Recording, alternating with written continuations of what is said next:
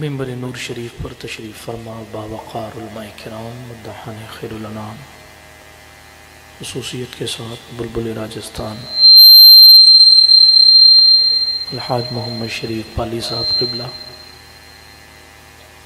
क़ारी खुश इल्हान मोहतरम क़ारी फ़िरोज़ रज़ा हाशमती साहब, बावक़ार अरबाब मिंबर व महराब, सामिईन व सामिआत, अस्सलामु अलैकुम व रहमतुल्लाहि तआला व बरकातुहू।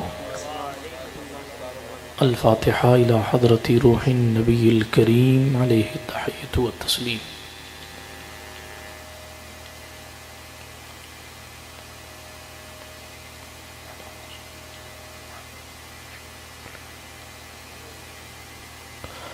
वसल्लल्लाहु तआला अला खैरि खल्क़िही व नूरि अर्शिही व ज़ीनति फ़र्शिही सय्यिदिना व मौलाना मुहम्मदिन व अला आलिही व अस्हाबिही अजमईन बिरहमतिका या अरहमर राहिमीन बिहक़्क़ि ला इलाहा इल्लल्लाहु मुहम्मदुर रसूलुल्लाह सल्लल्लाहु तआला अलैहि व अला आलिही व सहबिही वसल्लम। अल्हम्दुलिल्लाह अल्हम्दुलिल्लाहि कमा हमिदल अंबिया वल मुरसलून, अल्हम्दुलिल्लाहि हक़्क़ हम्दिही, अल्हम्दुलिल्लाहिल्लज़ी अब्दअल अफ़लाक वल अर्दीन, अल्हम्दुलिल्लाहि मुनशिल ख़ल्क़ मिन अदमी सुम्मस्सलातु अलल मुख़्तारि फ़िल क़िदमी, मौलाया सल्लि व सल्लिम दाइमन अबदा अला हबीबिका ख़ैरिल ख़ल्क़ि कुल्लिहिम मुहम्मदुन सय्यिदुल कौनैनि वस्सक़लैन वल फ़रीक़ैनि मिन उर्बिन व मिन अजम, हुवल हबीबुल्लज़ी तुरजा शफ़ाअतुहु लिकुल्लि हौलिन मिनल अहवालि मुक़्तहिम, फ़ाक़न नबिय्यीन फ़ी ख़ल्क़िन व फ़ी ख़ुलुक़ वलम युदानूहु मिन इल्मिन वला करम, व कुल्लुहुम मिन रसूलिल्लाहि मुल्तमिस ग़रफ़न मिनल बहरि औ रशफ़न मिनद दियम,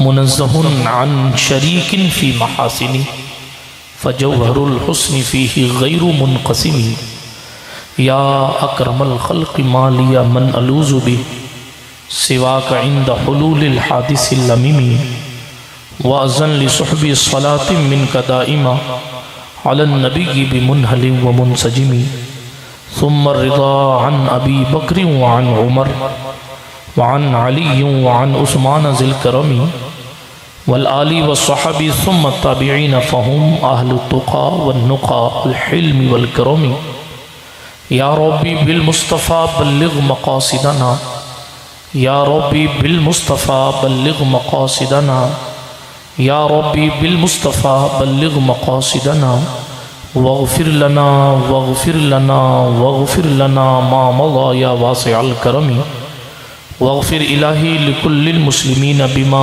यतलून फ़िल मस्जिदिल अक़सा व फ़िल हरमी, अम्मा बअद, फ़अऊज़ु बिल्लाहि मिनश शैतानिर रजीम, बिस्मिल्लाहिर रहमानिर रहीम, वमल हयातुद दुनिया इल्ला मताउल गुरूर, औ कमा क़ाल अल्लाहु तबारक व तआला फ़िल क़ुरआनिल करीम वल फ़ुरक़ानिल हमीद, सदक़ल्लाहुल अलिय्युल अज़ीम व सदक़ रसूलुहुन नबिय्युल अमीनुल मतीनुल उम्मियुल करीमुर रऊफ़ुर रहीम, व नहनु अला ज़ालिका लमिनश शाहिदीन वश शाकिरीन वल आमिनीन वल मुतमइन्नीन वल्हम्दुलिल्लाहि रब्बिल आलमीन।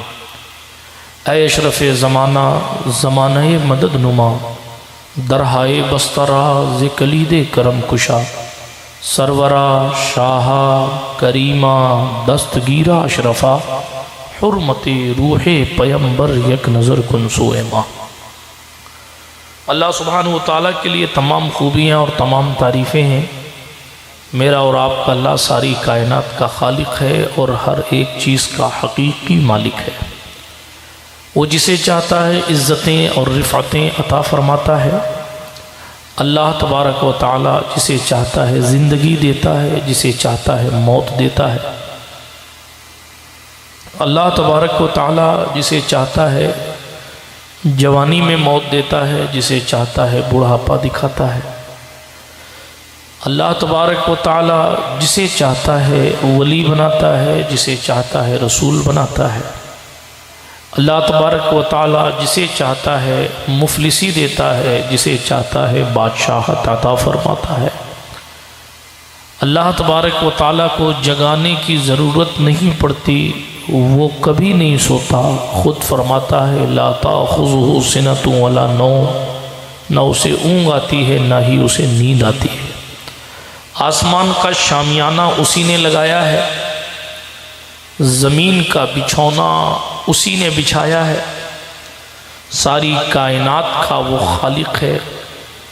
ये बल खाती हुई नदियाँ, ये समंदरों की खूबसूरती, ये आबशार के नगमे, ये कोयल की कूकू, ये भंवरों और कलियों का खिलना, ये परिंदों की चहचहाहट, ये सारी कुछ चीज़ें पैदा करने वाली एक ज़ात है जिसको हम अल्लाह सुब्हानहू व तआला कहते हैं। तमाम तारीफ़ें उसी को ज़ेबा हैं। सलातो सलाम नबियों की जमात पर, बिलखुसूस सय्यद आलम नूर मुजस्सम फ़ख्र आदम व बनी आदम मालिक रिक़ाब उमम अरवाहुना फ़िदा सल्लल्लाहु तआला अलैहि वसल्लम की ज़ात अक़दस पर, जो खालिक़ कायनात भी हैं और जो महबूब खालिक़ कायनात भी हैं और महबूब रब अकबर भी, जो मुस्तफ़ा जान रहमत सल्लल्लाहु अलैहि वसल्लम के रुतबे ख़ुद कुरान मुक़द्दस बयान करता है। आइए उसी दरबार आली वक़ार में, अल्लाह के उस रसूल की बारगाह में, अल्लाह के उस बंदे की बारगाह में, अल्लाह के उस महबूब की बारगाह में, मखलूक में सबसे अफजल ज़ात की बारगाह में जी लगाकर दुरूद शरीफ का नजराना पेश फरमाएँ। अल्लाहुम्मा सल्ली अला सय्यदिना नबीना मौलाना व मौलाना मुहम्मद व अला आलि सय्यदिना मौलाना मुहम्मदिन कमा तुहिब्बु व तर्ज़ा बि अन तुसल्ली। एक बार और दुरूद शरीफ ईमानदारी से पढ़ लीजिए।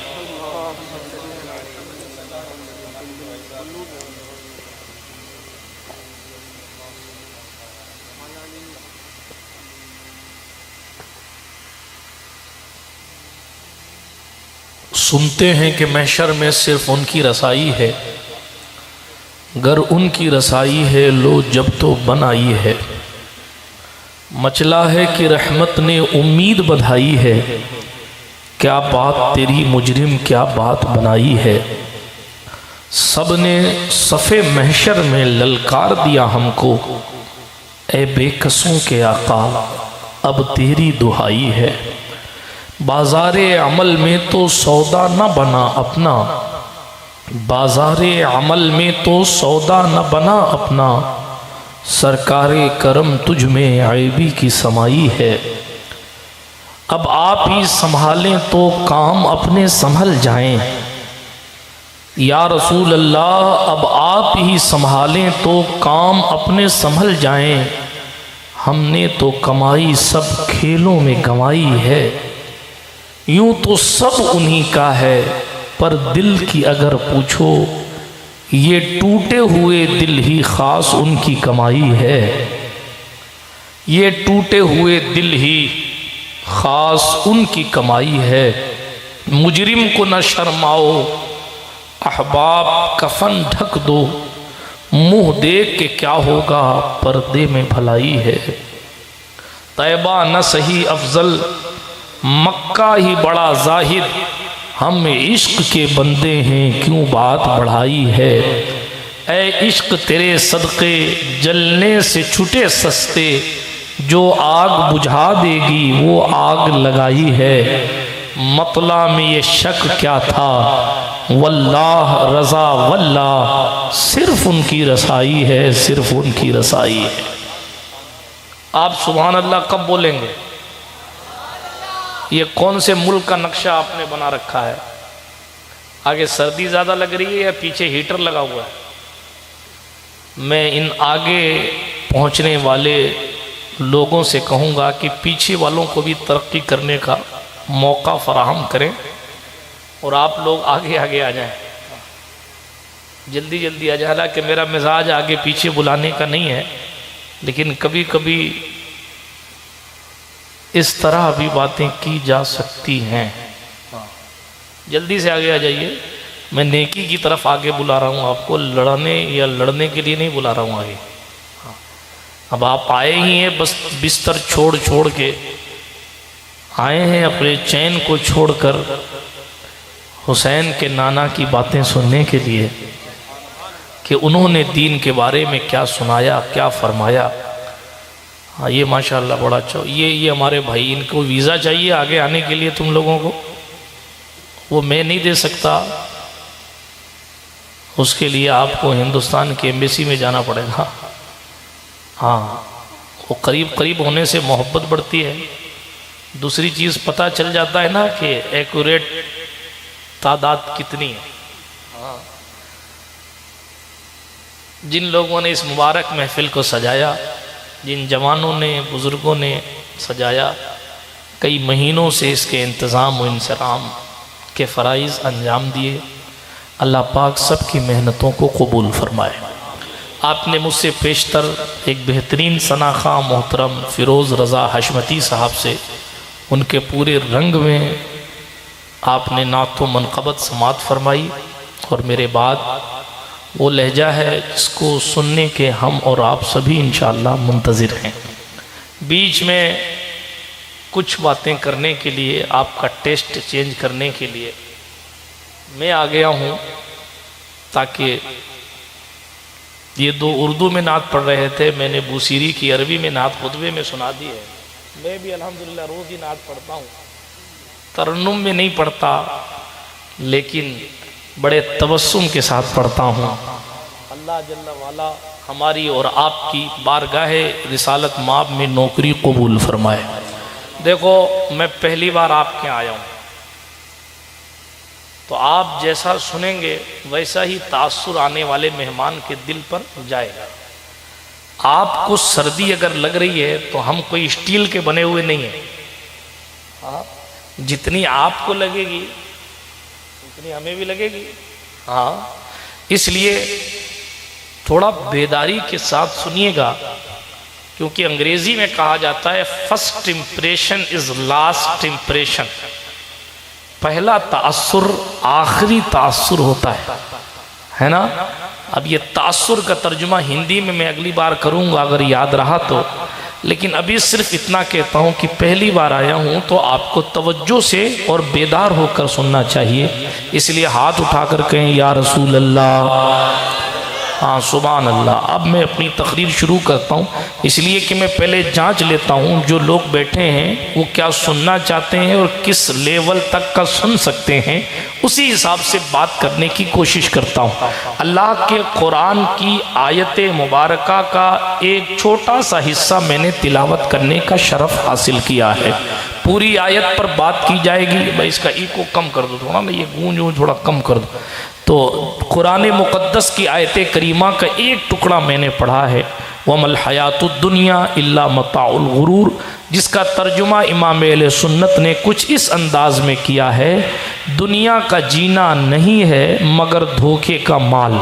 यानी हमें और आपको अल्लाह रब्बुल इज़्ज़त कुछ समझा रहा है। हम और आप कलाम मजीद से अपने रिश्ते को तोड़ बैठे हैं। यही वजह है कि आज हमें समझ नहीं आ रहा कि हमें करना क्या चाहिए। सिचुएशन, हालात और माहौल आउट ऑफ कंट्रोल हो रहे हैं। साहब, हमें क्या करना चाहिए? अगर कलाम मजीद से आपका रिश्ता होता तो आप देखते कि फ़िरौन ने क्या किया था और फ़िरौन के सामने बनी इसराइल का कैरेक्टर कैसा था। अगर कुरान आपने पढ़ा होता तो आपको कुरान रहनुमाई करता। नमरूद पूरी दुनिया का बादशाह था, उसने कैसे कैसे फैसले किए थे और उसके जवाब में खलीलुल्लाह का क्या अंदाज़े तबलीग था। बिरादराने मिल्लत इस्लामिया, अगर आपका ताल्लुक़ कुरान से होता, यानी कुरान मुक़द्दस आपने पढ़ा होता, उसका तर्जुमा पढ़ा होता, उसकी तफसीर पढ़ी होती, तो आपको पता चलता कि पहले के पैगंबरों के साथ उनकी कौमों ने क्या किया। कौम आद ने जनाब हूद के साथ क्या किया, कौम यूनुस ने जनाब यूनुस के साथ क्या किया, कौम लूत ने जनाब लूत के साथ क्या काम किए। आपको पता चलता कि अल्लाह ने अपने इन नबियों का जिक्र करके कि 950 साल की उम्र पाने वाले जनाब नूह अलैहिस्सलाम जैसे नबी को भी चंद मुसलमानों के सिवा कोई मुसलमान मयसर न आया। जब ये चीज़ें आप पढ़ते, मैं आपको डिटेल में नहीं ले जाता, लेकिन जब आप पढ़ते नबियों के किस्से, पुरानी कौमों के हालात, उनके गुनाह क्या थे, उस गुनाहों की सज़ा क्या थी, उस दौर में दुश्मनों के साथ यानी दुश्मनाने अंबिया के साथ कुदरत ने सलूक क्या किया, उनको वार्निंग कितनी दी गई, फिर अजाब किस किस तरीके के आए, फिर अजाब क्यों आता है, किन लोगों पर आता है, भाइयों के साथ कैसा सलूक करना है, हमारे वतन में जो दूसरे मजहब के लोग रहते हैं उनके साथ कितना बेहतरीन सलूक करना है, वो लोग जो वतन में रहकर दुश्मनी रखते हैं उनके साथ क्या सलूक करना है, ये आपको कुरान समझाता। मगर हमारे हाल ऐसे, हमारे हालात ऐसे हैं, हमारा रिश्ता झूठी खबरों से है, हमारा रिश्ता झूठी ट्वीट से है, हमारा रिश्ता प्रिंट मीडिया के झूठ से है, हमारा रिश्ता इलेक्ट्रॉनिक मीडिया के झूठे मामलात से है। लेकिन हमने सच्चे खुदा की सच्ची किताब के फरमूदात को बालाए ताक रखा।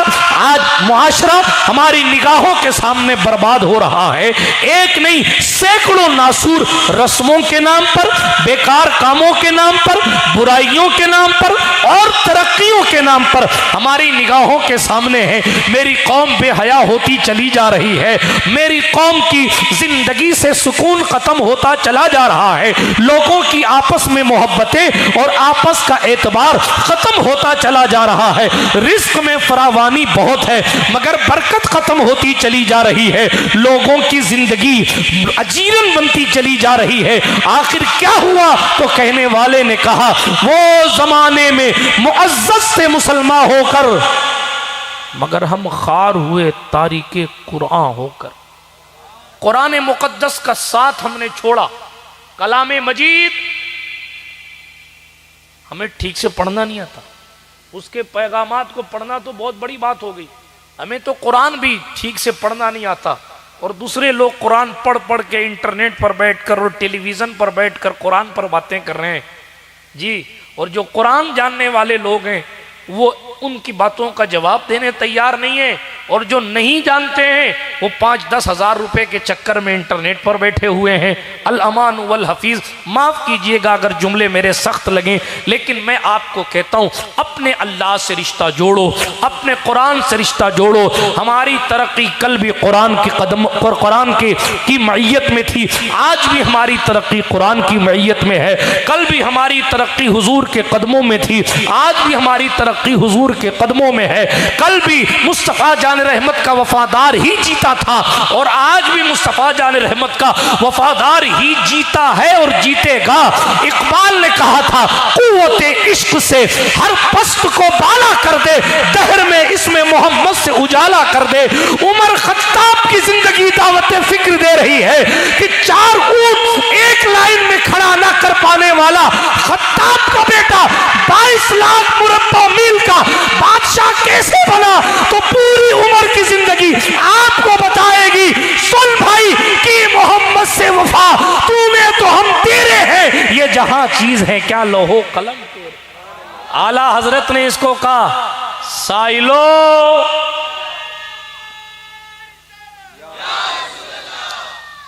आला हजरत ने कहा, साइलो मांगतो, ए मांगने वालों दामन सखी का थाम लो, कुछ न कुछ इनाम हो ही जाएगा, लुत्फ उनका आम हो ही जाएगा, शाद हर नाकाम हो ही जाएगा।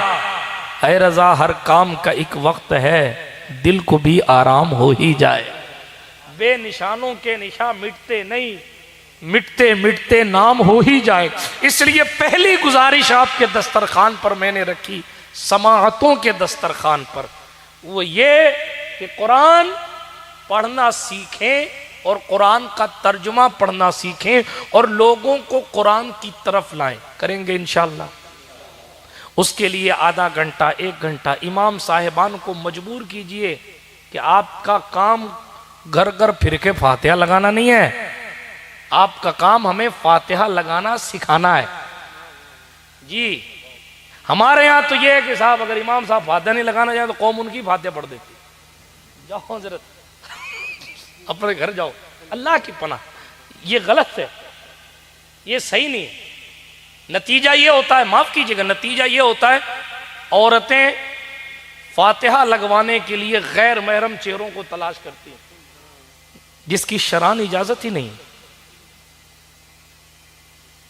जिस इस्लाम ने किसी गैर महरम का चेहरा देखना बगैर जरूरत शरैया के इजाजत नहीं दी, वो इस्लाम अकेली औरत के घर में आके फातिहा लगाने की किसी मुली साहब को या पीर साहब को या सैयद साहब को इजाजत कैसे दे दे? आप गए थे फातिहा का काम करने के लिए, गुनाह लौट लेके आए, गुनाह लेके आए। इसलिए अपनी बेसिक्स को, अपने बेसिक्स, अपनी बुनियाद को समझिए। बात समझ आई? तो इमाम साहब से कहिए, इमाम साहब हमें कुरान शरीफ तजवीद के साथ पढ़ना सिखाओ, ऐसा पढ़ना सिखाओ जिसको पढ़ के सुनाने से दूसरे मजहब के लोग भी अपना दीन कबूल करें ना करें, वो कम से कम इतना तो कहें कि भाई जरा तुम्हारा वो कलाम सुनाओ जिसे सुनकर दिल को सुकून मिलता है। बहुत बड़े अदाकार हैं बॉलीवुड के, पिछले दिनों उनकी वीडियो चल रही थी, जिन्होंने पलट कर, हाँ, उन्होंने बाकायदा इंटरव्यू देते हुए ये कहा था, मैं नाम नहीं लेता और ना अदाकारों को काबिल तकलीद कहता हूँ, लेकिन आपकी कैफियत को देख के कह रहा हूँ।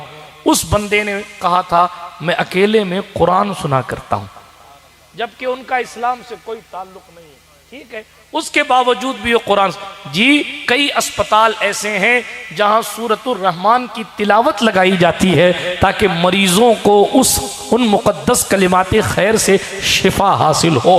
आज भी अमेरिका बड़ी तेजी के साथ इस्लाम के करीब आ रहा है, और वो करीब ये बड़े बड़े पादरी, ये बड़े बड़े पोप, ये दूसरे मुल्कों के दूसरे मजहब के लोग जो इस्लाम के करीब आ रहे हैं, वो इमामे की पेच या जनाबे वाला जुब्बे की खूबसूरती या दाढ़ी की तराश खराश या चेहरे दिखा दिखा के मुसलमान नहीं हो रहे।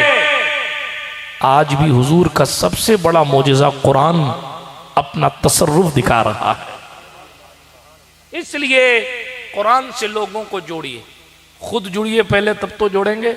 आइए, ये कुरान क्या है? अल्लाह की बात, अल्लाह का कलाम, अल्लाह का कलाम।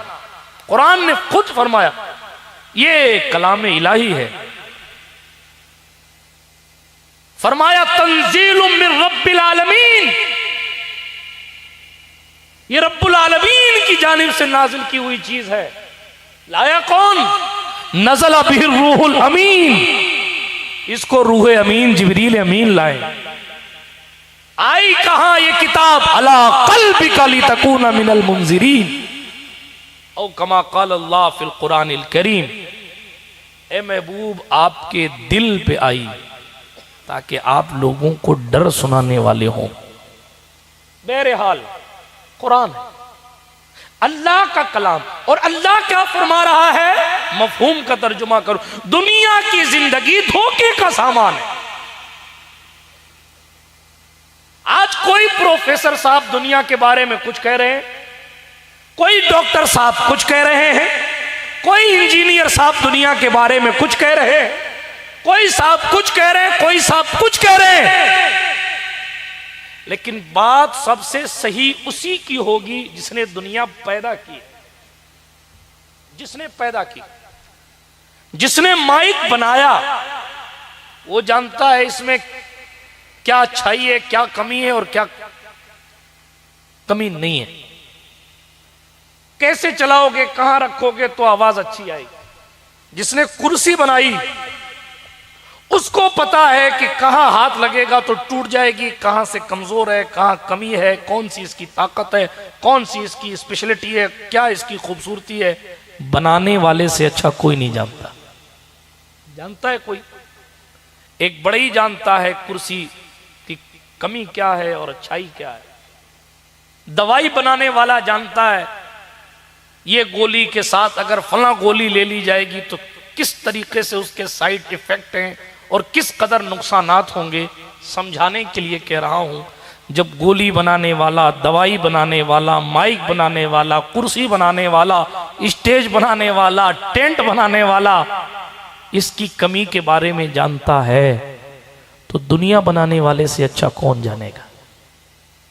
और दुनिया बनाने वाले ने कहा कि ये दुनिया की जिंदगी धोखे का सामान है, और बंदा डूबा हुआ है साहब दुनिया। कैसा हमारा दिमाग हो गया देखिए आप। गौर करने की बात है कि हम किधर चले गए। दुनिया बनाने वाला खुद कह रहा है ये आसमान का शामियाना उसने बनाया और लपेटेगा वो कयामत के दिन। यौम नत्वी समा कतई सुजिल लिल कुतुब, लपेट देंगे हम आसमान को, उठा दिया जाएगा ये जमीन का बिछोना। जमीन के ऊपर मौजूद सबसे मजबूत चीज पहाड़ रुई के गाले की तरह उड़ा दिए जाएंगे, मिट्टी कर दिया जाएगा जानवरों को। ये आबशार के नगमे खत्म, ये समंदरों की वसात का वजूद खत्म, ये पहाड़ों की बुलंदियां सरनुगू, ये उड़ते हुए बादल का वजूद खत्म। एक दिन आएगा पूरी दुनिया बनाने वाला पूरी दुनिया को खत्म करके दिखाएगा हमने बनाई थी, हमने खत्म कर दी, बात खत्म।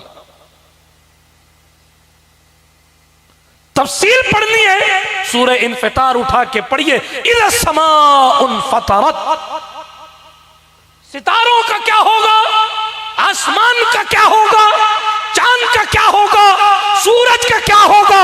इज़ा शम्स कुव्विरत व इज़ा नुजूम कदरत व इज़ा जिबाल सुय्यरत व इज़ा इशार उद्दिलत व इज़ा वुहूश हुशिरत।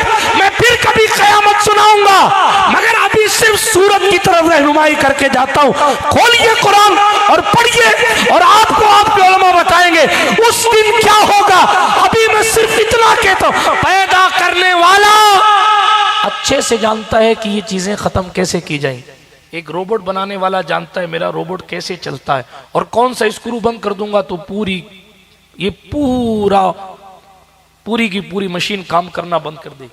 और वो खालिके कुल फरमा रहा है ये जिंदगी जो है ना तेरी, ये जो जीना है ना, ये जो जीना है ये धोखे का सामान है, और हम धोखे में डूबे हुए। रसूल पाक सल्लल्लाहु अलैहि वसल्लम की मशहूर जमाना हदीस, हमारे और आपके रसूल सल्लल्लाहु अलैहि वसल्लम रास्ते से जा रहे थे, एक मरी हुई बकरी, सियासिता की हदीस, मरी हुई बकरी जिससे बदबू आ रही थी पड़ी थी। हुजूर ने सहाबी से पूछा क्या इस बकरी को इसका मालिक पसंद करता है। साहबी ने कहा हुजूर पसंद करता होता तो यहां थोड़ी फेंकी होती, इसकी बदबू की वजह से मालिक ने इसको यहां कचरे में फेंक दिया है, इसका मतलब पसंद नहीं है। हुजूर ने फरमाया दुनिया के मालिक के नजदीक दुनिया भी ऐसी ही है। नहीं सुने आप, दुनिया के मालिक के नजदीक दुनिया भी ऐसी ही है। जिसे कुदरत ने फेंक दिया है, हाँ, हम उसको जनाबे वाला अपने सीने का हार बनाकर, अपने गले का हार बनाकर, अपने दिल का सुकून बनाकर उस दुनियादारी में डूबे हुए।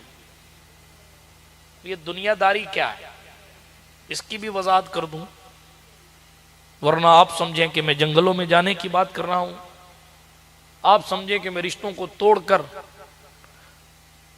कहीं गोशा नशीन होने की बात कर रहा हूं। नहीं, एक जुमले में मैं कहा करता हूं जो हमारे बुजुर्गों से हमने पढ़ा और सुना है, जो चीज आपको अल्लाह से गाफिल कर दे वो दुनियादारी है।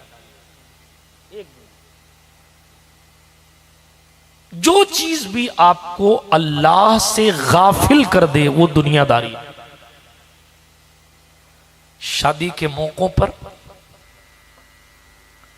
अगर आप उन रस्मों में उलझ गए जो रस्में रसूल सल्लल्लाहु अलैहि वसल्लम की नाराजगी और अल्लाह की नाराजगी का जरिया हैं, आप दुनिया में डूब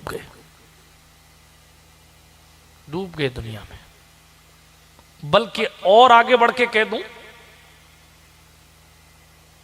2 रकात नमाज पढ़ी आपने, नियत की जब कोई नहीं था, नमाज शुरू की तो एक बंदा आ गया, आपकी नीयत का किबला तब्दील हो गया। आप अरे यार थोड़ा और अच्छे से पढ़ूं ताकि लोग देखें कि आप बहुत यानी एतदाल के साथ नमाज पढ़ने वाला, तादील अरकान करने वाला नमाजी है जी। अब वो दीनदारी ना रही, अब वो दुनिया है, क्योंकि वहां दिखावा है। बात समझ आई आपको? दीन और दुनिया का फर्क समझ आया? हमने तो ये समझ लिया कि जो मिंबर पे उठे वो दीनदार लोग हैं, वो जो मिंबर से उतर जाए वो दुनियादार है। माफ कीजिएगा मेरी बातें थोड़ी सी कभी कड़वी हो जाती हैं। कोई वहां से आके यहां बैठ जाए तो इतनी जल्दी में दीनदारी में फर्क कैसे आ सकता है? मेरे और आपके रसूल ने फरमाया तकवा हा हुना, 3 बार फरमाया अत्तकवा हा हुना, अत्तकवा हा हुना। परहेजगारी यहां है, यहां परहेजगारी यहां है, यहां। इसलिए एक बात जगपुरा वालों कान खुलकर सुन लेना, कान खोलकर। कौन कितना दीनदार है या अल्लाह सुब्हानहू व तआला ही जानता है जी। बहुत सी मर्तबा मजमे में बैठे हुए बहुत से लोग, मिंबर पर बैठे हुए बहुत से लोगों से ज्यादा दीनदार होते हैं, लेकिन उनके नीचे बैठ जाने से उनकी दीनदारी में कोई कमी नहीं आती, और किसी के ऊपर बैठ जाने से उसकी दुनियादारी खत्म नहीं हो जाती। खत्म करने के लिए आपको, दुनियादारी खत्म करने के लिए पैगंबर की तालीमात के मुताबिक अपनी जिंदगी की ट्रेन को दौड़ाना पड़ेगा।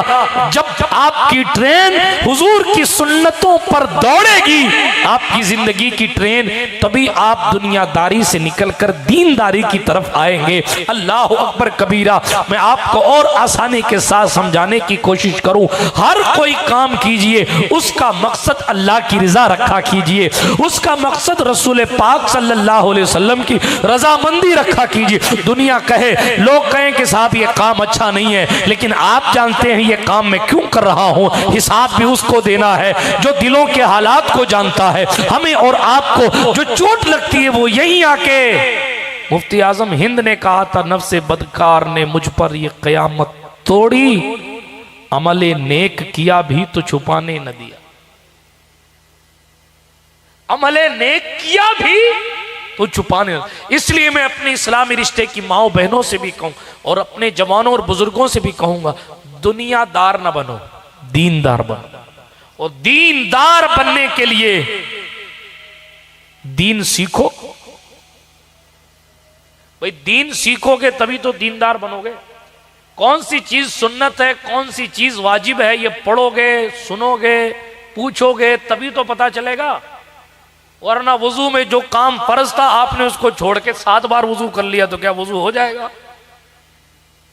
भाई मसा करना फर्ज था, एक मिसाल के तौर पर मसा करना फर्ज है, क्योंकि कुरान ने कहा वमसहू बिरूउसिकुम, कुरान ने कहा।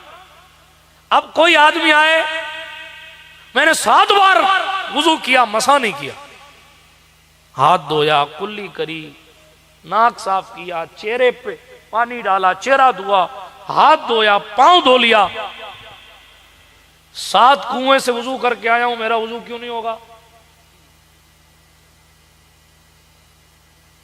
या कोई शख्स ये कहे कुल्ली की नहीं उसने, पूरा पानी बदन पे डाल के आ गया, लाइफ बॉय साबुन से नहा के आया हूं, मेरा गुस्ल क्यों नहीं होगा? इमाम साहब कहे नहीं हुआ भाई गुस्ल। अरे कैसे नहीं हुआ मौलवी साहब? सर्दी में गर्म पानी से नहा के आया हूँ, फला फला किस्म का साबुन इस्तेमाल करके आया हूँ, ऐसे ऐसे शैम्पू लगाए हैं, और वो शैम्पू के ऊपर भी पता नहीं क्या आता है, वो फिरोज हशमती साहब से पूछना पड़ेगा मुझे, फिर बताऊंगा इंशाल्लाह। वो कुछ आता है उसके ऊपर है, हाँ कंडीशनर, हाँ वो आप लोग भी समझदार ही हो, मैं समझे गाँव वाले लोग। कंडीशनर आता, वो लगा के आया हूँ साहब, ये करके आया हूँ।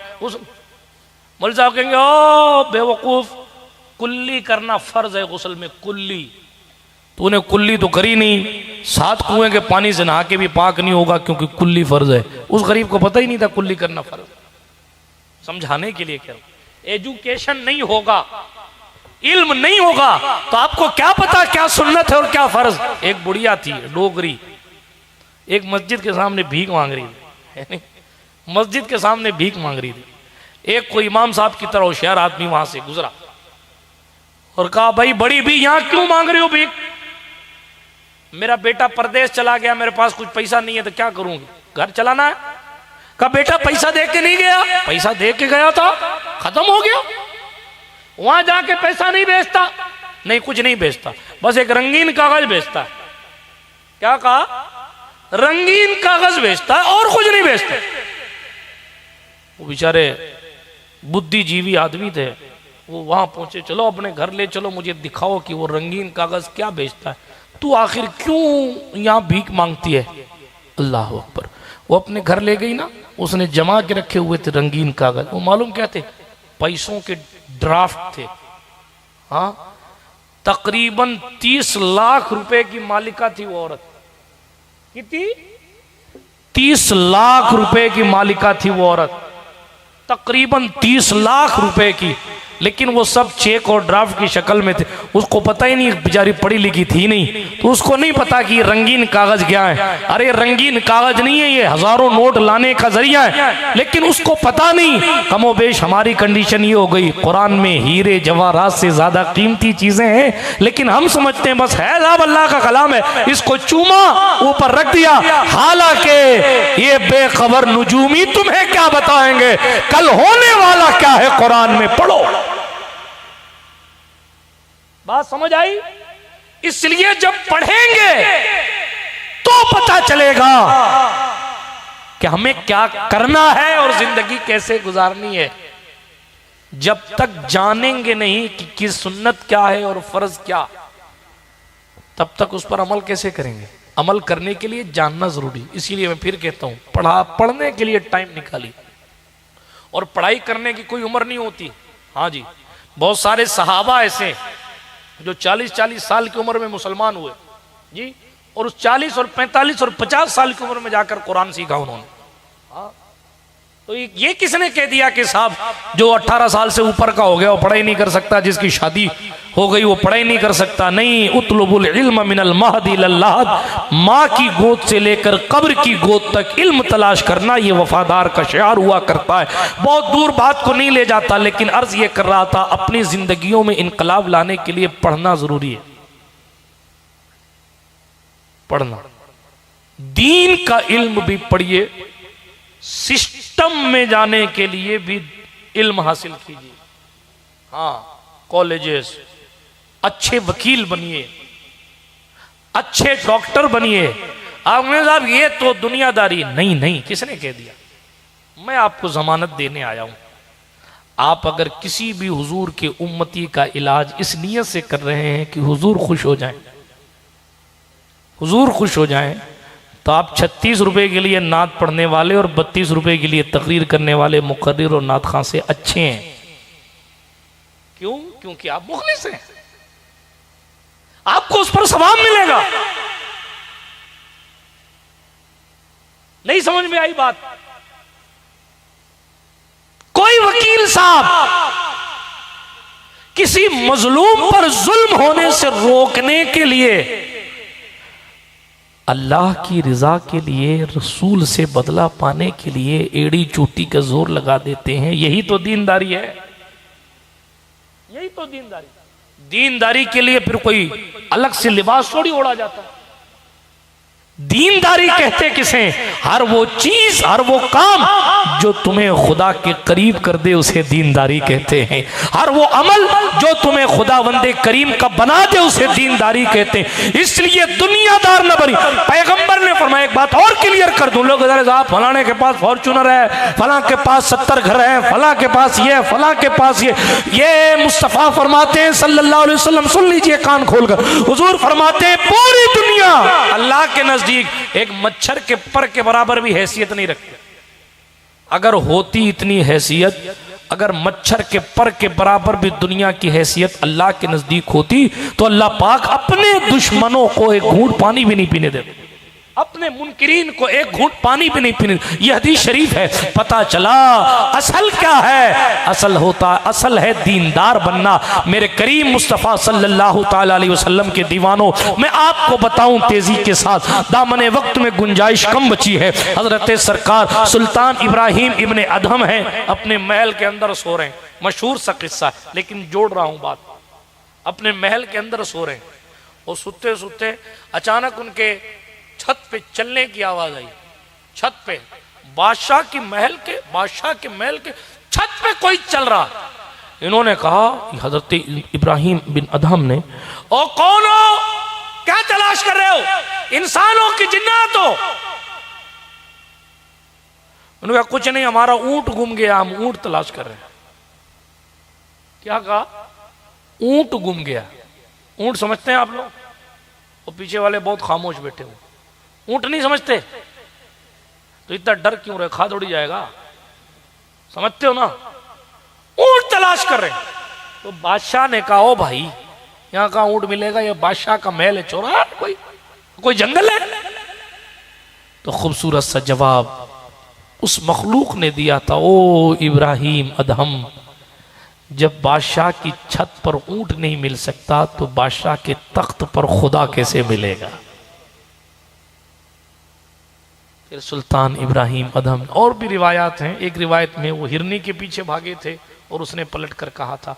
और भी रिवायात हैं लेकिन ये भी रिवायत है, सुल्तान इब्राहिम इब्ने अदहम ने फिर अगले दिन तख्त व ताज छोड़ दिया। बात समझ शरीफ में आई? बादशाहत तर्क कर दी, अपने पार्षद बनने के लिए ईमान बेच दे रहे, और वहां अल्लाह वाला बनने के लिए बादशाहत खुशी खुशी दे दी। गटर साफ करने की ठेकेदारी हासिल करने के लिए लोग अपने ईमान का सौदा कर रहे हैं।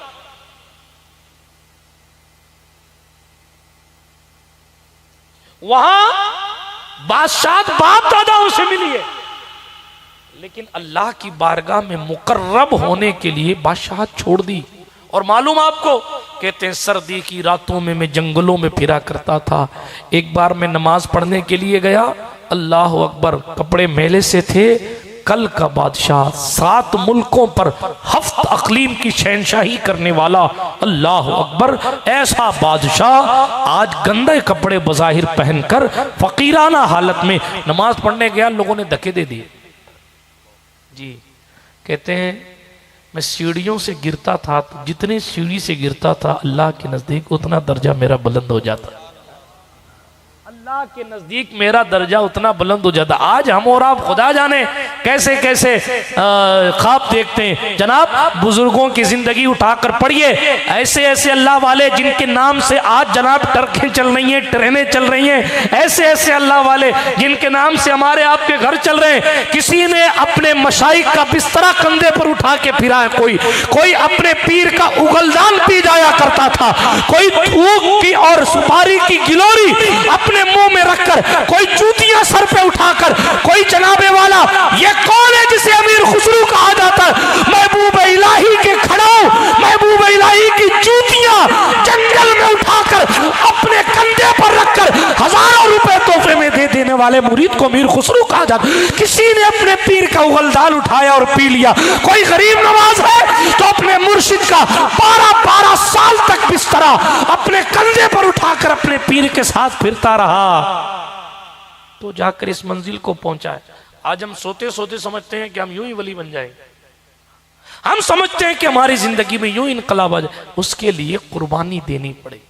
बात दूर न चली जाए, सुल्तान इब्राहिम अदहम की कुर्बानी देखें आप जी। हाँ, इस तरीके से कुर्बानियां लोग पेश करते हैं, और कभी कभी इस कुर्बानी के लिए जलील भी होना पड़ता है, कभी कभी इस कुर्बानी के लिए बदनाम भी होना।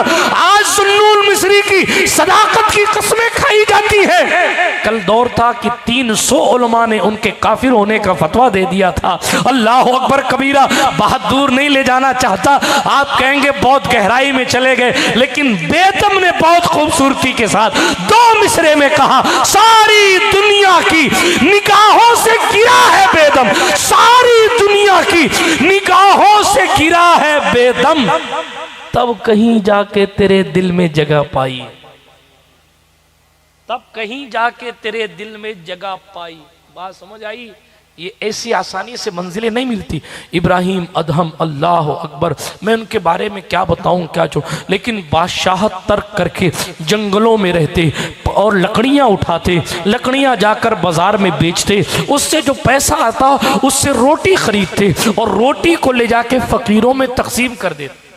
आज हम ज़कात पूरी नहीं अदा कर रहे हैं, वहां बादशाहत छोड़कर लकड़ी उठाकर पैसा कमा कर फकीरों को खाना खिलाया जा रहा है। और यहां जेब में पैसा है, बाबा आगे जाओ। क्यों आगे जाए भाई? और कोई पड़ोसी 10 रुपया दे दे, अरे मैंने दे दिया, तेरे 10 और रुपए देने से कोई अम्मा नहीं बन जाएगा वो। अफसोस की बात नहीं, हंसने की बात नहीं, अफसोस का मकाम। जहां माल खर्च करना है वहां तो हम बड़े कंजूस बन जाते जी। इमाम साहब को 500 रुपया 27वीं में दादाजी नजराना दे दे, और फिर बेटा अगर देने लगे 200 रुपये दे दिया, मैंने दे दिया, सारी नमाजें भी ले ले, हाँ अब कह दे सब मुझे दे दो। क्या हाल माहौल है। अरे कोई देना उसको भी रोकते, अल्लाह की पनाह, ये मुसलमानों का हाल है। अरे तुम सिद्दीक़ अकबर के मानने वाले लोग हो, जिसने कुर्ते के बटन तक के सदका कर दिए थे। हम अपने बुजुर्गों तालीमात पर नहीं है और हमें होना चाहिए। यही इब्राहिम अदम, अपने जैसे होशियार लोग होते ना, अरे नहीं है बादशाह साहब, आपको बादशाह छोड़नी नहीं थी, वो क्या मनसब पर बैठकर आप यूं टेक्निकल काम कर सकते थे और यूं कर सकते थे, आप यूं कर सकते थे। 17 तावीलें लिख के दे दी जाती, 17 दे नहीं। जो काम मसनद पर बैठ के हो सकता है वो काम जंगल में थोड़ी हो सकता है। बादशाह साहब, मखदूम साहब, आपको भी सल्तनत छोड़नी नहीं चाहिए थी। आप सिमनान का तख्त छोड़कर यहाँ सिमिया के चोचा के गांव में आ गए, और ये साहब दूसरे लोगों के इलाके को आबाद करके यहाँ आपने रूह आबाद बना दिया। अरे सिमनान इतना अच्छा था, इस्लामिक कंट्री थी, ईरान था, यहाँ क्यों आ गए आप हिंदुस्तान? आपको तो साहब सिमनान की हुकूमत में रहना चाहिए था, और बादशाह रहकर आप यूं कर सकते तो यूं कर। ये हमारी माजूर अकलें हैं। फटी हुई गुदड़ी पहनकर इब्राहिम अदम नदी के किनारे बैठे। उनका पुराना वजीर आ गया जो कल अंडर में काम किया करता था, उनके नीचे आज आ गया। ये बेचारे फटा हुआ जुब्बा सी रहे, अपना फटा हुआ जुब्बा सी रहे। उस वजीर ने कहा, हो बादशाह, 7 मुल्कों की बादशाह छोड़ के यहां फटा हुआ जुब्बा सी रहे हो, ये क्या फैसला लिया? वजीर ने कहा, ये क्या फैसला लिया? सुल्तान इब्राहिम अदम ने भी देखा कि आज तो ताना वजीर ही ने मार दिया। सुई उठाई, नदी में फेंक दी और कहा, वजीर साहब सुई लाइए। ओ वजीर साहब सुई लाइए। वजीर साहब ठंडे पड़ गए, वो तो डूब गई। अब मैं तो 70 वजीर भी आ जाऊं तो नहीं ला सकता।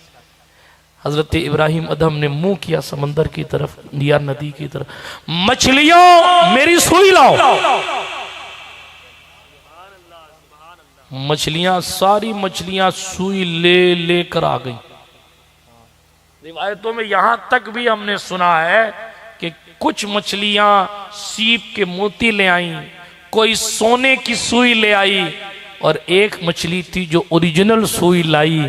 सुल्तान इब्राहिम अदम ने कहा, ये सीप, ये मोती, ये सोने छोड़ने के लिए तो नदी के किनारे अल्लाह अल्लाह करने बैठा हूं, ये तुम्हारी सुई सोने की और ये सीप के मोती तुम ले जाओ, मुझे तो मेरी सुई ला कर दे दो। और वजीर की तरफ खिताब फरमा के कहा, वजीर साहब, पहले मैं सरों पर हुकूमत करता था, अब समंदरों पर भी हुकूमत कर। बात समझ शरीफ में आई? आपके सामने, हमारे सामने हुजूर गरीब नवाज की जिंदगी है। दुनिया को छोड़ा,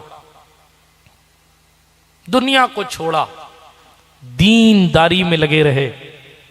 आज उनकी अजमतों का कलश सुभान अल्लाह कितनी आबोताब के साथ तरक्की और बुलंदी पर है। हमें और आपको भी कुरान यही कह रहा है, ये तुम्हारा जीना ये धोखे का सामान। तो करें क्या? आखिरी बात, आखिरी मरहले में गुफ्तगू आ गई। करें क्या? क्या करना चाहिए? क्या दुनिया छोड़ दें? क्या जंगलों की तरफ निकल जाएं? क्या रिश्तेदारों से रिश्तेदारियां तोड़ दें? नहीं, सिर्फ इतना करें, सिर्फ इतना, पेवर मुसलमान बन जाएं, जिससे ताल्लुक रखें खुल के रखें, जिसे ना रखें खुल के ना रखें। और रखना ना रखना का बेस आपकी मर्जी के मुताबिक ना हो, अल हुब्बु फिल्लाह वल बुग़्दु फिल्लाह के तहत हो। मतलब यानी किसी से दुश्मनी हो तो अल्लाह के लिए, और किसी से मोहब्बत भी हो तो अल्लाह के लिए। वो मोहब्बत किसी भी भाई से हो, हुजूर फरमाते हैं, जाने दे बात लंबी हो जाएगी अगर हुकूकुल इबाद के कॉन्सेप्ट को मैंने छेड़ा तो, लेकिन हमें ये जिंदगी जो दी गई है ये मटर गश्तियां करने के लिए नहीं दी गई। हमें ये जो जिंदगी दी गई है ये टाइम पास करने के लिए नहीं दी गई। आज हमारा जवान टाइम पास करने के रास्ते तलाश, मौल साहब क्रिकेट नहीं खेलूं तो क्या करूं? क्रिकेट के टूर्नामेंट चल रहे हैं साहब, हाँ, संभल जल रहा है, कई कौमें टूर्नामेंट करा रही, ये हाल है। अय्याशियों की महफिलें आज भी कौम मुस्लिम ने सर गर्म कर रखी। अल अमान वल हफीज, निगाहों से हया रुखसत हो गई। शादियों के नाम पर बुरी बुरी रस्में हमने अपनी जिंदगी का हिस्सा बना ली। जी, आज इतनी महंगी शादियां कर दी गई कि माज़ अल्लाह रब्बिल आलमीन मुंह काला करना आसान हो गया और शादी करना निहायत मुश्किल कर दिया गया। जी, पढ़ाई करने का अगर जवान चाहे भी तो घर वाले पढ़ने नहीं देते कि तो हमारा एक एक बेटा है, 25 साल का हो गया, अब पैसे नहीं लाएगा तो मैं कब तक कमाऊंगा और कब तक घर चलाऊंगा। ये हमारा अपना सिस्टम हो गया। एक हंगामा हो तो उस पर बात की जाए, लेकिन अर्ज सिर्फ इतना कर रहा था, अपनी जिंदगियों को ऐसी बनाओ जो धोखा ना हो। मौलाना जलालुद्दीन रूमी रहमतुल्लाह ताला अलैह ने फरमाया था, कोई इंसान एक मुकद्दस दीवार को देखता है और एक दीवार को देखने के बाद देखता है वो दीवार बड़ी रोशन है, सूरज की रोशनी उस दीवार पर पड़ रही होती है, तो वो देखता है कि दीवार बड़ी रोशन है साहब, बहुत रोशनी है, और उस दीवार की नूरानियत पर वो अपना दिल दे बैठता है, उस दीवार की रोशनी पर वो अपना दिल दे बैठता है और उस दीवार से लग जाता है। लेकिन जब शाम को सूरज ढलता है तो दीवार की रोशनी खत्म हो जाती है। जब दीवार की रोशनी खत्म हो जाती है तब उसे ख्याल आता है, मैंने जिस दीवार को दिल दिया था उसके पास तो कोई नूर था ही नहीं, वो तो सूरज की रोशनी की मोहताज थी। इसी तरीके से कुदरत ने ये जिंदगी दी है। जिस दिन जिंदगी का सूरज ढल जाएगा ना, जिस दिन जिंदगी की शाम हो जाएगी, उस दिन इंसान को ये ख्याल आएगा, हाय 15 साल की उम्र से तो मैं बालिग हो गया था, 70 साल की उम्र में दुनिया से जा रहा हूं, ये 45 साल, ये 55 साल मैंने जो नमाजें छोड़ी हैं उसका हिसाब कैसे दूंगा।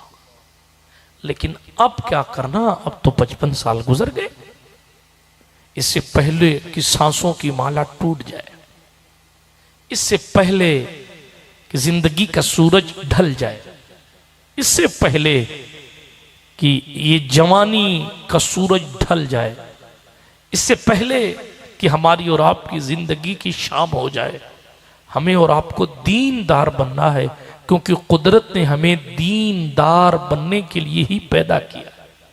जिसको कुरान मुकद्दस ने रोजा रखा कर मेंशन किया कि इसलिए रोजा रखवाया गया, लअल्लकुम तत्तकून, ताकि तुम परहेजगार बन जाओ। परहेजगार बनने के लिए कुदरत ने पैदा किया। और कल जब हम पलटेंगे ना, जगपुरा वालों, जब कल पलटेंगे, और हम सब जानते हैं कि हमें पलटना है, किसी का भी इंतकाल होता है तो हम कहते हैं इन्ना लिल्लाह व इन्ना इलैहि राजिऊन। कभी तर्जुमा पूछे हजरत, क्या तर्जुमा है? हजरत आपको तर्जुमा बताएंगे, बेशक हम अल्लाह के लिए ही हैं और उसी की तरफ लौटने वाले। मर के भी उससे भाग नहीं सकते, मर के भी उससे भाग नहीं सकते, जाना वही है और उसे हिसाब देना है, उसको हिसाब देना, एक एक चीज का हिसाब, एक एक शय का हिसाब। सुम्मा लतुसअलुन्ना यौमइज़िन अनिन नईम, फिर जिस दिन हम जरूर जरूर हर नेमत के बारे में तुमसे पूछेंगे, जिस दिन हम तुमसे हर नेमत के बारे में पूछेंगे। बिरादराने मिल्लत इस्लामिया, अर्ज ये कर रहा था, पैगंबर अमन सल्लल्लाहु ताला अलैहि वसल्लम ने हमें और आपको जो दीन दिया और जो जिंदगी दी है, हुजूर ने कभी हुजूर वालों से पूछो कि जिंदगी कैसे गुजारनी है। आप पूछो हजरत सैयदना उमर इब्ने खत्ताब से पूछो कैसी जिंदगी। उमर फारूक आजम महफिल में बैठकर एक बात जीरा ले लिया, नींद ले ली। किसी ने पूछा उमर सोते नहीं हो? अपने सोचते हैं 2 मकान हो जाएगा फिर टेंशन नहीं, सोएंगे। आधी दुनिया पर हुकूमत करने वाले उमर सोते नहीं हो? नहीं सोते। उमर फारूक ने कहा नहीं सो पाता। रात में इसलिए नहीं सो पाता, खालिक की बारगाह से कुछ लेने के लिए सजदे करता। दिन में इसलिए नहीं सो पाता क्योंकि मखलूक मेरे दरवाजे पर खड़ी हो और मैं सो रहा हूं, मुझे हुजूर इसकी इजाजत नहीं देते। बात समझ में आई आपको? कहने का मकसद ये है हम अपनी और हम अपनी जिंदगी को बामकसद बनाएंगे इंशाअल्लाह, और उसके लिए दीन सीखें और हर चीज में पेवर बने। दीन सीखे, उस पर अमल करें, जितनी हो सके नेकियां करते जाएं, करते जाएं, करते जाएं। हमारे पास वक्त बहुत कम है, बहुत कम है, बहुत कम है। हजरत ख्वाजा उवैस करनी को हजरत हरम बिन हयान ने कई सालों तक तलाश किया। दोनों अल्लाह के बहुत बड़े वली हैं, बहुत बड़े। कई साल तक तलाश किया। हरम बिन हयान ने हजरत उवैस करनी को तलाश करते रहे। दाता साहब की कशफुल महजूब में तफसीली किस्सा लिखा है, अभी मैं सिर्फ शॉर्ट में अर्ज करता हूँ। कई जगहों, कई मोहल्लों, कई शहरों में तलाश किया। एक नदी के किनारे हजरत उवैस करनी नदी की तरफ मुंह करके, यानी आने वाले शख्स की तरफ पीठ करके खड़े थे। दूर से हरम बिन हयान ने देखा और दिल में यह ख्याल किया, शायद मैं उस शख्स को पा चुका हूं जिसको मैं इतने सालों से तलाश कर रहा हूं। उन्होंने दूर से ही फरते मोहब्बत में कहा, अस्सलाम वालेकुम। बगैर पलटे हुए हजरत सैयदना खैरुत ताबईन उवैस करनी ने कहा, वालेकुम अस्सलाम या हरम बिन हयान। कहा हुजूर आप जानते हैं? कहा मुझे ये भी पता है तू मुझे कहां कहां तलाश करके आया। जी कशफुल महजूब का हवाला मैंने दे दिया, कहां कहां तलाश करके आया मालूम। कहा हुजूर कुछ नसीहत कीजिए। बहुत डिटेल में नहीं जाता, वाकया लंबा है। एक बात सिर्फ कहता हूं लुब्बे लुबाब के तौर पर, ख्वाजा उवैस करनी जिनसे हुजूर दुआ कराते थे, उमर फारूक आजम जिनको तोहफे तहाइफ पेश करते, सरकार मौला अली जैसे लोग जिनको तलाश किया करते थे, वो उवैस करनी कहते हैं हरम बिन हयान जा जा मौत की तैयारी कर, तेरे पास भी वक्त बहुत कम है और मेरे पास भी वक्त बहुत कम है। जिन लोगों से दुआएं हुजूर ने करवाई वो कह रहे हमारे पास टाइम कम है, और हम ये कह रहे हैं हमारे पास वक्त कम है। लेकिन कब? जब कोई जलसे में बुलाए तो कहते हैं टाइम कम है, जब कोई मदरसे में बुलाए तो कहते हैं टाइम कम है, जब कोई दीन के काम के लिए बुलाए तो कहते हैं टाइम कम है, और कोई दावत खाने के लिए बुलाए, होटल बाजी करने के लिए बुलाए तो 3-3 घंटे एक टाइम के खाने में लगते, आधा घंटा जाने में, आधा घंटा आने में, आधा घंटा ऑर्डर देकर इंतजार करने में, आधा घंटा खाने में। इस तरह 2-2 घंटे और 3-3 घंटे एक टाइम की होटल बाजी में खर्च होते। ये उस कौम का हाल है जिसके बड़ों ने कहा हमारे पास टाइम नहीं है और हमें नेकियों पर नेकियां करनी है। हम दुनिया कमाने में इतने डूब गए, हमने हुजूर की शरीयत को ताक पे रख दिया, हुजूर की सुन्नत दाढ़ियों को कटाकर गटर में डाला, हमने अपनी निकाहों से हराम किया, हमने दूसरों की बहन बेटियों पर बुरी नजरें डाली, हमारी तन्हाइयां बर्बादी की तरफ रही, हम अय्याशियों में डूबते रहे, हमने गंदे मनाजिर अपनी निगाहों से देखे, और फिर कहते हैं साहब फलां साहब हम पर जुल्म कर रहे हैं। अमित शाह ने हाथ पकड़ा था क्या फजर में नमाज पढ़ने मत जाना? जी, या मोदी जी ने कहा था आपको कि मत जाओ जमात के टाइम नमाज पढ़ने के लिए? नहीं। अपनी जुल्म को, अपने जुर्म को दूसरे के माथे का कलंक ना बनाओ, अपने आप को तब्दील करो। और हम दुनिया कितनी भी कमा लें, साथ कुछ नहीं जाएगा, कुछ नहीं। इब्ने सम्माक के हवाले से इमाम सुयूती ने लिखा, हारून रशीद बगदाद का खलीफा, हारून रशीद, आखिरी बात, आखिरी किस्सा, हारून रशीद ने इब्ने सम्माक के सामने पानी मांगा। इमाम सुयूती ने इस रिवायत को नकल किया तारीखुल खुलफा में। पानी मांगा तो हारून रशीद ने पानी पिया। इब्ने सम्माक रहमतुल्लाह अलैह ने पूछा, हारून रशीद का जी, का अगर तू कहीं मैदान में प्यासा फिर रहा हो और प्यास की वजह से तू मौत के करीब हो गया हो और फिर कोई तुझे एक गिलास पानी दे रहा हो, तो किन चीजों के बदले में तू गिलास पानी मिलेगा जबकि तू मौत के करीब हो गया? कितनी चीज क्या देगा कि तुझे आधा गिलास पानी या एक गिलास पानी मिल जाए? तो बगदाद के वो खलीफा जो कहा करता था आसमान तू कहीं भी बरस, मेरी हुकूमत में बरसेगा, ये भी जोम हो गया था उसको, अल-अमान वल हफीज। इसलिए मोहम्मद बिन सम्माक जैसे लोगों ने समझाया उसको। जी, कभी बहलोल दाना ने उसकी अकल ठिकाने लगाई, जाने दे, मैं डिटेल में नहीं जाता। हाँ, तूफान नूह लाने से क्या फायदा है, चश्म दो अश्क ही काफ़ी हैं अगर असर करें। पहली मुलाकात में बहुत ज़्यादा डोज नहीं देना चाहता, इसलिए बात को ख़त्म करता हूँ। हज़रत सरकार मोहम्मद बिन समाक या इब्ने समाक रहमतुल्लाह ताला अलैह ने जो है वो कहा कि एक गिलास पानी, मौत के करीब तू हो जाए प्यास की वजह से, एक गिलास पानी अगर कोई तुझे दे तो तू उसके बदले में क्या देगा? कहा आधी सल्तनत दे दूंगा, मरने से अच्छा है आधी सल्तनत का बादशाह रहूंगा और पानी पी लूंगा। हारून ने पानी पी लिया। पानी पीने के बाद इब्ने समाक फिर बोले, अच्छा खलीफा साहब इतना भी बता दीजिए कि ये पानी आपके पेट में फंस जाए, पेशाब ना हो, आपकी तकलीफ बढ़ा दे, आपको मौत के करीब कर दे, और फिर कोई हकीम आपका इलाज करने के लिए तैयार हो तो आप उसको क्या बदला देंगे? हारून ने कहा पूरी सल्तनत दे दूंगा, बस मुझे बचा ले। इब्ने समाक ने खड़े होकर कहा, हो खलीफा, एक गिलास पानी और उसके पेशाब जितनी औकात नहीं है तुम्हारी सल्तनत की, और तुम इस सल्तनत के लिए क्या ये मुनासिब है कि अल्लाह जल्ला वाला के जिक्र से गाफिल हो जाओ? अपने पास तो जगपुरा वालों कोई सल्तनत भी नहीं है, वहां तो सल्तनत थी, अपनी जिंदगी तो बगैर सल्तनत के चल रही है। जी, गिमटियों और दुकानों और चंद खेत के सारे जिंदगियां चल रही हैं, यही खेतों पर सल्तनत है, यही प्रधानी है।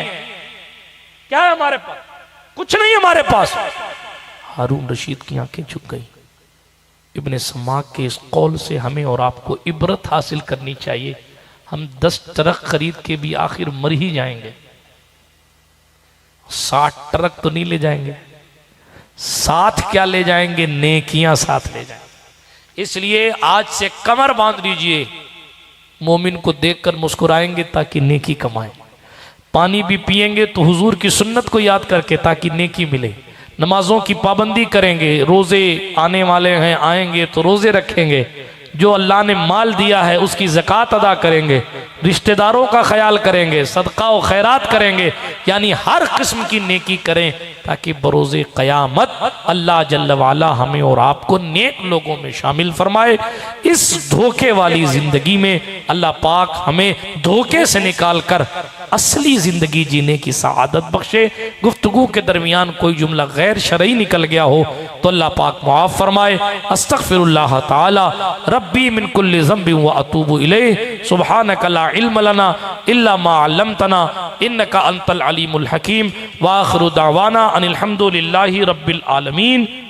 माहे मदीना अपनी तजल्ली अता करे। ये ढलती चांदनी तो पहर दोपहर की है। अस्सलामु अलैकुम व रहमतुल्लाह।